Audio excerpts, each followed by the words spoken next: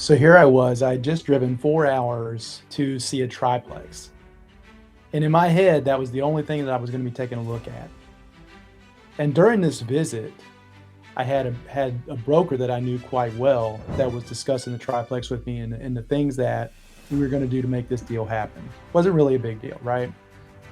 In the middle of this conversation, the broker just happens to mention to me that he's got a 50 unit mobile home park that he believes would be a perfect fit for me. It's the right next step that was going to take me to be able to really make some big things happen for me because at the time I hadn't had a massive deal yet and I was still growing, still trying to make things happen. But here was the great thing about having this relationship. He was bringing a probate deal to me because we had a good relationship and because everything seemed to be going well together. Now, here was the crazy thing. I had no money for a down payment on this deal. And because of that, I knew I was going to have to figure some things out. So the 4 hour drive back home was a complete and utter nightmare. It was filled with these things going through my head, trying to figure out how was I going to make this deal work? Who was I going to call? Was there anybody to be able to help me make this work? And I knew it was just not going to be possible for me. I didn't have the money, not a possibility.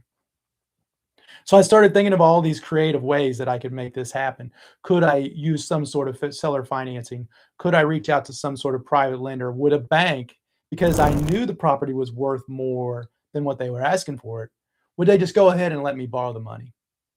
No matter what I done, I could not find the answer.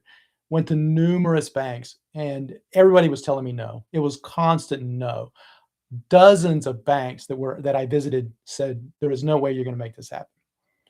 So then I started thinking, okay, I've been hearing this thing about private money. Do I start reaching out to people with private money to make this work? And again, friends and family, they didn't have the money. It was just an impossibility. So started reaching out to some other private people, people that I had been given contacts for. Finally found someone that was come in and put private money down on the deal. Now, this to me was an absolute godsend. I knew that this property was going to was going to turn me into almost a millionaire overnight. It was unreal to me.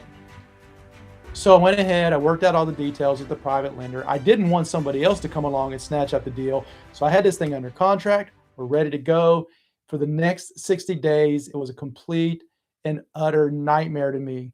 Every day I'm trying to make things happen. Every day I am pushing to see how to go to the next step, how to get the money, how to get people to evaluate the park, how to actually underwrite the park, how to find a property manager that could come in and do all these things.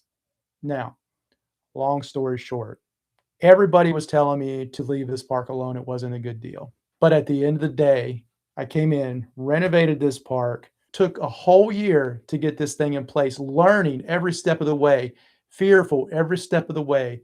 And when it was all said and done, came out with well over $1 million on this park. Now, why am I telling you this? Because here are the facts. If I had just stayed scared, if I hadn't taken the time to actually analyze and learn how to analyze this deal or reach out to people and just stay caught up in my own fear, I would have never made this deal work. But because I was able to continue to take action despite being scared to death, this deal finally came alive. And at the end of the day, it was one of the best deals that I've ever had. It was absolutely a home run. And so I ask you, when you have these naysayers telling you not to do it, or you have people coming to you saying, maybe you should wait, I want you to ask yourself, are you waiting because of fear?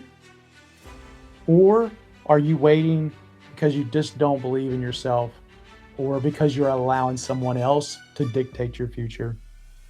Reach out, grab your own future. Talk to you later.